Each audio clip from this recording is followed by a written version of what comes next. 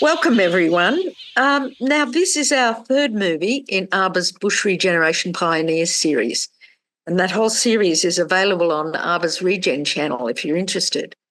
But this particular movie is a very special one because it celebrates the work of John Stockard, who was awarded AABR's Major Pioneer in Bush Regeneration Award in 2016. Before we start, I'd like to acknowledge that the subject land of this movie, Wingham Brush, is on the traditional lands of the Biripi people, and I'd like to acknowledge their elders past, present and emerging. Now, if people would like to acknowledge the lands from which they come, please do so in the Q&A. I'm tuning in from Ngarigo lands in southern New South Wales, and if you'd like to let us know where you are, that'd be great. AABR is really proud to be able to bring you this movie because it was Wingham Brush itself is a seminal bush regeneration project, and the people who restored it and maintain it are champions of bush regeneration in Australia. Their work has been reflected in Rainforest and other regeneration projects for decades. 4 decades on, it's rare to see one project and a project team have so much influence on the management of the environment and to inspire so many people over such a long time. Now, a little bit about AABR. The Australian Association of Bush Regenerators is a national member-based organisation. 2 of our main objectives are to educate the broader community about bush regeneration and to showcase best practice. And this movie, does both of these. So we welcome all people to join AABR, any of you here tonight, whether you're a volunteer or a professional bush regenerator, a land carer, or just someone who wants to see our degraded bushland restored. Joining AABR helps support us to make more videos like this and to carry out other important work to keep the bush alive and to maintain high standards of management for Australia's natural areas. So please come to our website just by Googling AABR or arbor.org and see what we do, and feel free to join our community. Now tonight, we're looking forward to this movie premiere. It will start with a launch speech from the National Parks and Wildlife Service Area Manager, Tamara Campbell. We will then all watch the movie together, after which there'll be a half-hour Q&A where viewers will be able to ask some questions of those involved in the project. Hello, my name's Tamara Campbell and I'm the Area Manager for Manning Great Lakes Area, National Parks. I come to you today from Warramai land and pay my respects to elders past and present and to all Aboriginal people that meet with us today. I'm extremely pleased to be able to introduce you this evening to the first screening of Rescuing Wingham Brush, which is a film that highlights the extraordinary work of Dr. John Stockard and the Wingham Brush regeneration team. The documentary tells a really powerful story of environmental restoration and resilience at Wingham Brush, which was once a pristine rainforest and faced significant challenges due to European settlement. The area was selectively logged, particularly for red cedar, and the marks of that are still evident today. By 1980, the rainforest was under severe threat from invasive weeds, which posed a dire risk to its survival. And this is where the dedication and the vision of Dr. John Stockard and the team became crucial. The Wingham Brush regeneration team implemented what has become known globally as the Wingham Brush method. This method, which is the first scientifically assessed rainforest regeneration program in Australia, aimed to create a weed-free canopy, promoting natural rainforest succession and canopy closure. Thanks to the tireless efforts of community volunteers and skilled bush regenerators, the rainforest has been restored to its natural state. This program not only revitalised Wingham Brush, but also became a model for restoration of other crucial rainforest areas. Wingham Brush is more than just a beautiful landscape, and it is so beautiful. It's an endangered ecological community and the only known continuously occupied roosting site for the grey-headed flying fox between Bellingen and the Hunter Valley. The restoration of the brush has had a profound impact on biodiversity, and there's habitat for 50 rainforest tree species and numerous animal species as well. 25 years after the commencement of the project, Wingham Brush was added to the National Parks and Wildlife Service estate. As the current caretakers and stewards of this unique ecosystem, we're proud to continue the legacy of Dr. John Stockard and his team. The work is an outstanding example of environmental heroism and a testament to the impact that dedicated individuals can have on preserving and restoring our natural landscapes. Enjoy the evening. Thank you. At this point, we watched the movie. So if you haven't seen it, you could jump across and watch it now. We'll put a link in the description. Then come back and join us here for the Q&A.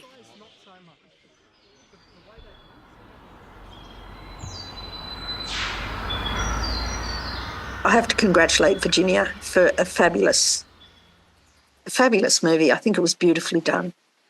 And thank the sponsors, Paddy, Pallin Foundation and BARRC for their contributions and all the other donors. There were a lot of people that put effort into pulling this together, including John Stockard himself and Mike Dodkin. So, yeah, Virginia, again, congratulations. It is a very lovely piece. Thanks, Tein. Yeah, an honour to be part of telling that story. Yeah, I feel the same way. And look, it was wonderful, John, that we had the field trip to Wingham Brush coinciding with the Society for Ecological Restoration conference in Brisbane in 2018. And that's how all this started. And Virginia was doing some filming at the time and brought the camera down. And that worked really well. One of the best lines in the video that I really love, and it's when Mike and John are talking about their dream. Their dream initially was to create a ribbon of rainforest patches from Wingham to Taree. And Mike's saying to John, that was our dream, wasn't it, John? And John's saying, yes, and it still is. And I think we can't lose that dream. I think that's probably the most important lesson from all this. We've got a lot more to go. This is not the end of the story. One success, I know there are thousands and thousands of successful bush regen projects, but we shouldn't look at them as though, that's enough. Others have got to pick up the baton and keep going. And this project has given us a inspiration and technology to keep moving. And as I said today to Tabetha, the Australian government is one of 200 national governments across the world who signed the Global Biodiversity Framework, signed this Kunming-Montreal Biodiversity Framework. It has 23 targets. There is one target 2, that is highly relevant to this project.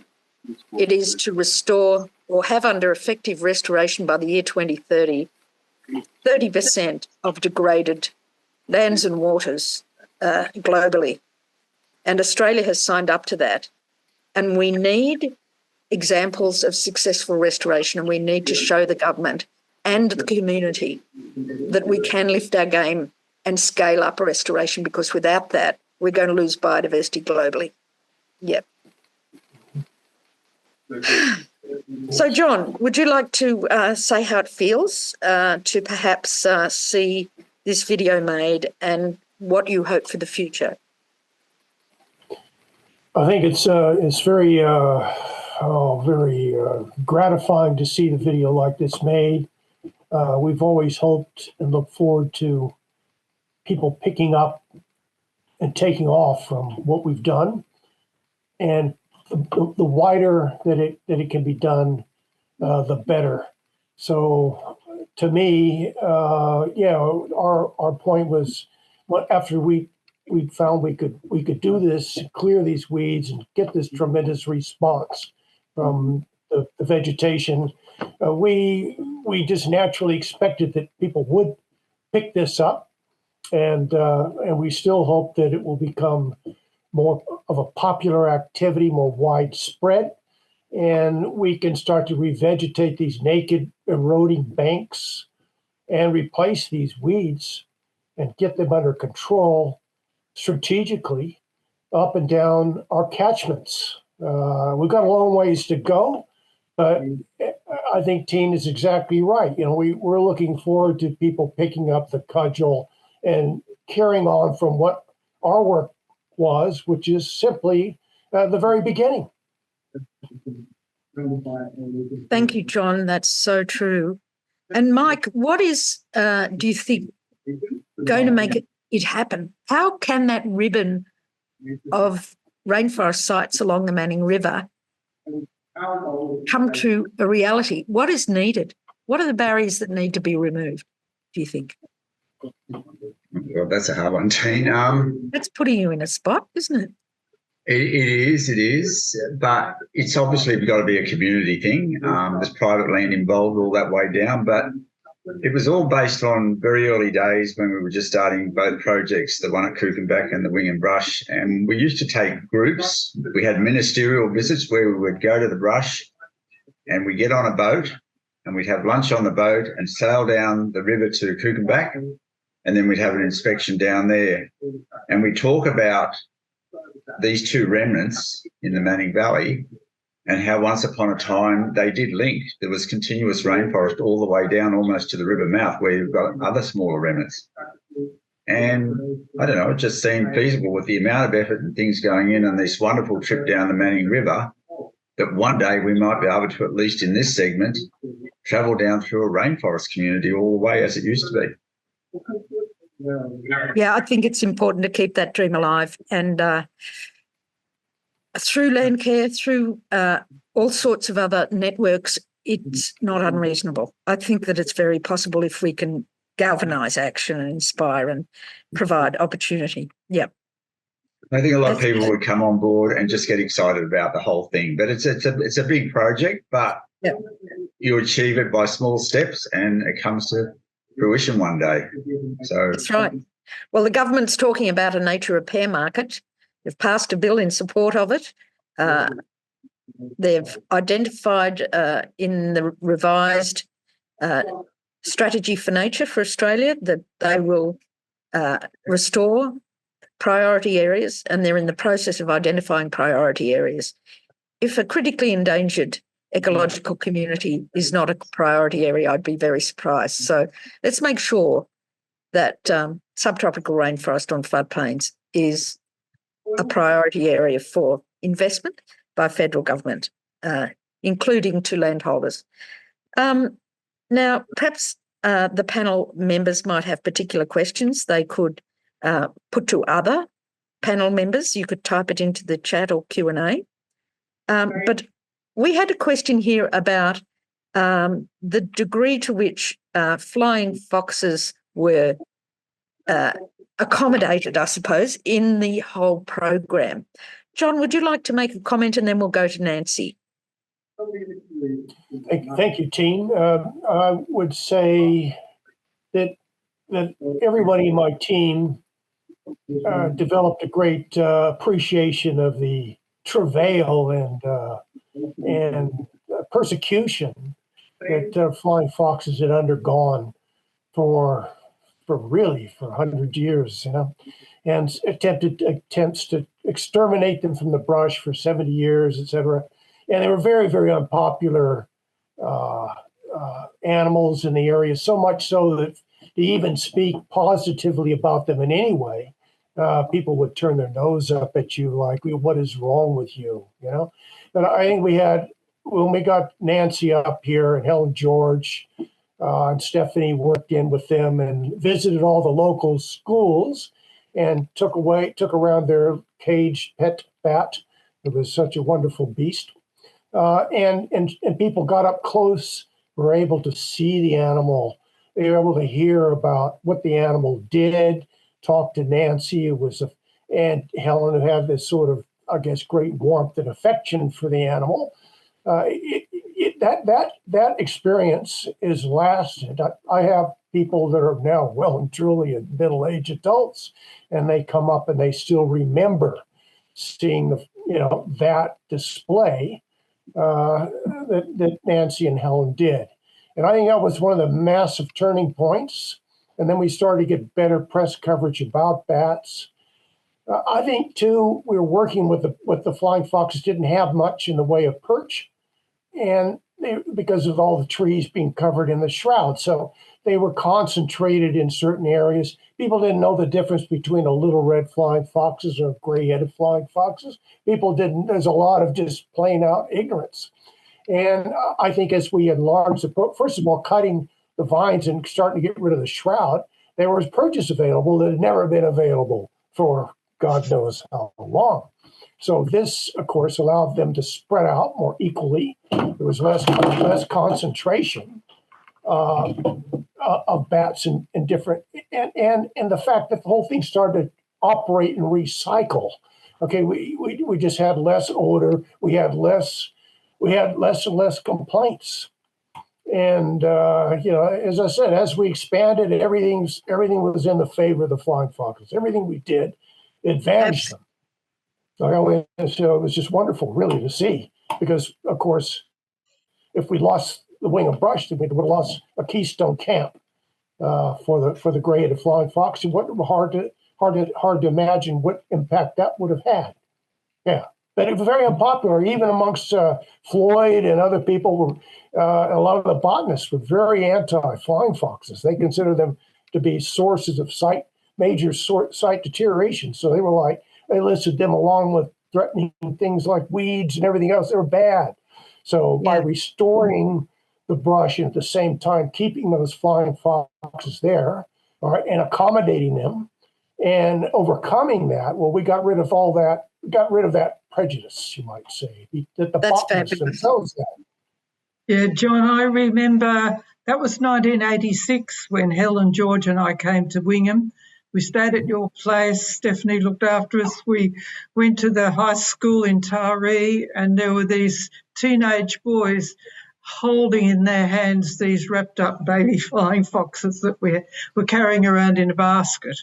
And old Gollum, the flying fox that could never be released, he just sort of just watched people and twitched his ears, and people they just stopped in their tracks. They've never looked at a flying fox close up, so they didn't actually know what they were dealing with. And people make the weirdest assumptions based on no information. And in fact, Alex Floyd said at a workshop that year that our problem in Australia was we didn't have monkeys. What he didn't understand, and which it's taken many years, particularly Dr. Peggy Eby's research, that it's the flying foxes that are doing the long-distance movement of a lot of the rainforest species. So,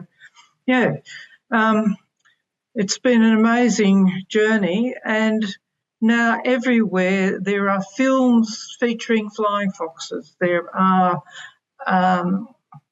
there's a lovely segment in a program by Our Living World. Unfortunately, it's only on Netflix, but it has a lovely segment on the flying foxes, and you couldn't believe back in 1980s you couldn't imagine such a thing could possibly happen. That's fabulous. Yeah, it is a changing world. That's brilliant, and I'd like to bring Tabetha. Tremendous. Yeah, tremendous. What's that, John? It's a tremendous change. Yeah. It's just like night and day. The change, it's phenomenal. Because all the demonization was so intense, and now you just don't hear it. You just do not hear that negative discourse. It just disappeared. Now we realise that bats are actually important to so many ecosystem functions. Tabetha, would you like to add something? Tabetha is a current ranger with National Parks and Wildlife Service and responsible for managing the reserve currently. Thank you, Tabetha. Yes, good evening, and my apologies for the delay in joining on that panelist link. Thank you, and to circle back to Tein's and my discussion this morning, I just wanted to pay respect to both Mike, John, and all of the bush regeneration team. What you have done and brought back this reserve is beyond phenomenal. For a young person like myself to step into conservation and the environmental space, it is truly inspiring to see the work that can be done and how drive and resilience can really make a change. And it is so hopeful for me that I can continue on that ribbon dream, and hopefully, one day, hopefully when you are still here, we can work towards that. But it is definitely a huge inspiration to myself and a legacy that I hope everyone who's been involved in is truly proud to have really left a substantial mark on this earth. And now to the bats, the phenomenal bats that is harbouring Wingham Brush.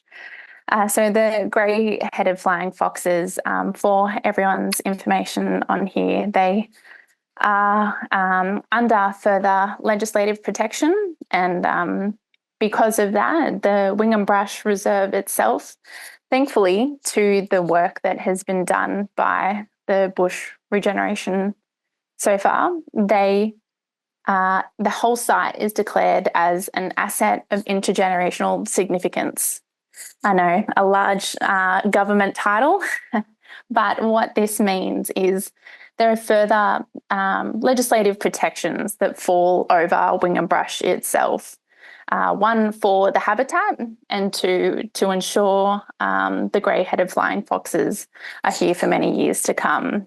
So with that, we will forever have and be granted funding to continue forevermore our regeneration works in the reserve, but to also ensure that the habitat can hopefully expand, fingers crossed, into the future, but also that any protections of the brush that's beneficial for the bats as well as the flora will continue forever on.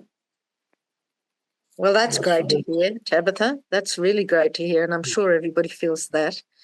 That very much is the case. Yeah. And there are always going to be issues. The movie identified that there are still current issues from drains and from all sorts of other neighbour activities, and you'll need all that commitment to be able to continue to work on it. Yeah. Yes, Scott, what's it like? Scott Meier, who's currently working in the reserve. Scott, if you could unmute and just let us know, what's it like working in Wingham Brush today? Oh, Wingham, it's amazing. Yeah. It's been a very big journey for me and the crew.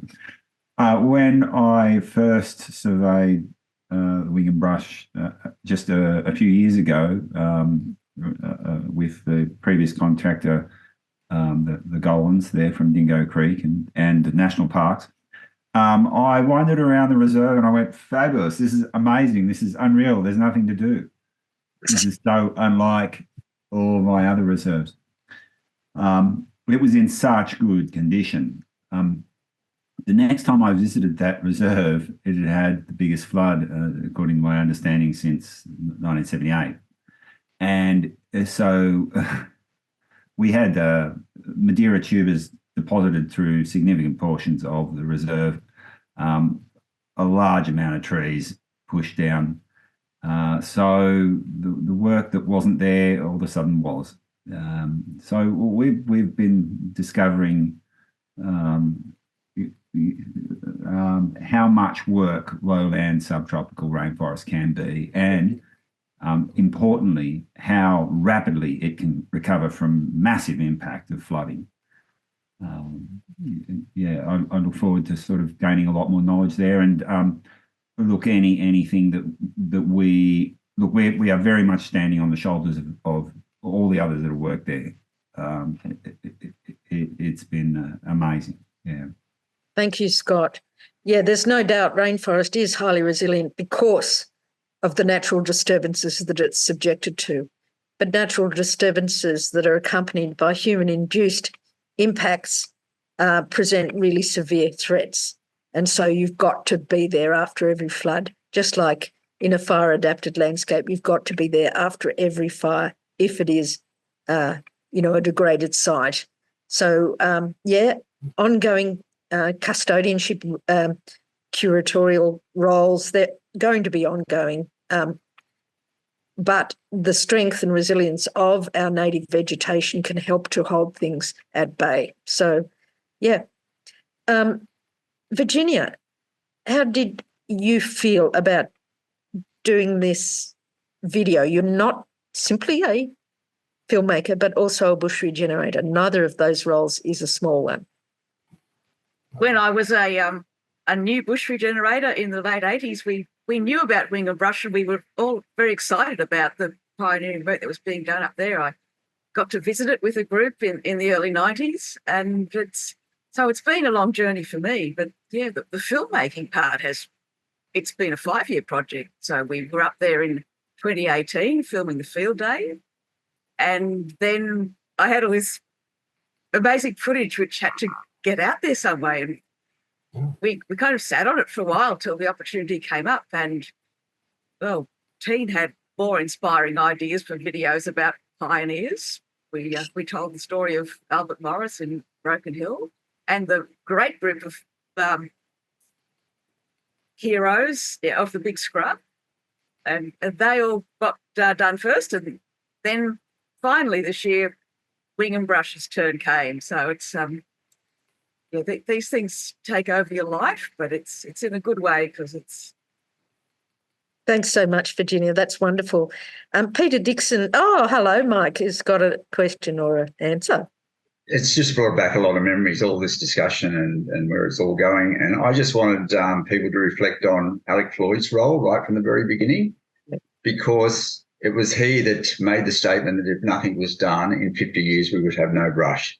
We're 4 years short of that 50 years now today. But it was picked up in the local papers there, and Alex's comment was if nothing was done, but something was done. And this is what's happened, and we've managed to get that brush back. And that's why I still think this dream, if you can do what John and his team have done at the brush and what we've even achieved down at Kukenback Island, linking those two should be a fairly simple matter in terms of the knowledge and everything we have. But Alex is the man that got the ball rolling. He made those comments, they were grabbed, and he started the ball rolling there. And I think John will acknowledge that as well. Thank you. True. That's fabulous. True. Thanks, John. And it's not just that something should be done, it's what something should be done, which something should be done, because we can throw up our hands and call out for something to be done and then someone does the wrong thing or misses an opportunity. And so this is why Wingham is so special, because we could have approached the problem in a number of different ways, but there was some persistence and insight, not just work from Alex Floyd. He had very good insights, but also John's on-ground knowledge of that site. And so it is what you do that matters in the end, which is all about best practices, I guess. And Peter might have a couple of words to say about best practices. Thanks, Peter. Thanks everyone for the movie, and thanks for the panel so far. It's been inspirational.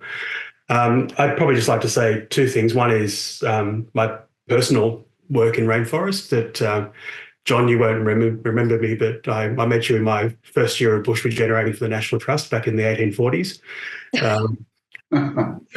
And you did inspire me to work in Rainforest, and I applied your thinking and also channeled you quite often when I was working in rainforest restoration on the Central Coast at Warrawong National Park. And the methodologies that you applied then, I had to have similar arguments with National Parks and Wildlife Service at that point, but you really led the way and won the arguments for us rainforest regenerators then. I also wanted to say the other thing that I got out of not only the video, but also my following of Wingham Brush over the last few decades, is that we need to have dangerous thoughts in bush regeneration, in restoration. We can't stick to dogma. We have to be evidence-based. We have to trial. We have to, learn from successes, learn from mistakes, but also be brave enough to try something new. And we also need to be brave enough to have the conversations, because otherwise we're not going to move forward. We're still, as a nation, our biodiversity is still going backwards, and we need to do more, and we always need to do better. And what Wingham has showed us is that you can be brave, you can go against dogma, and you can prove that there are new ways and better ways of doing things. So, that's to me one of the best legacies that comes out of Wingham, is the cultural legacy of having those hard conversations, of being brave, of being a bit dangerous in bush regeneration. And the legacy that you've generated in the knowledge and skills, and the additives that have come from that over the years of other people building on that culture of experimentation and reinforcement of evidence-based practices has been phenomenal. Thank you, Peter. Kind words. Thank you. I think they're very true words, and they're the exact words that are needed to complete our Q&A tonight. It puts a seal on how we all feel, really, of the legacy that John and his team has created. And we will definitely use that inspiration to push further ahead for restoration across Australia. So thank you, John, and thank you, everybody, for being here tonight. Thank you for all you've done, Tein and Virginia, and the business. Okay, an excellent film, an excellent production, and it just brings everything together towards moving forward, what we want to do. Tremendous. Thank you very much for the opportunity. Thank you. Thank you so much. Good night, everybody, and have a lovely evening. Good night, everyone. Good night, everyone, indeed.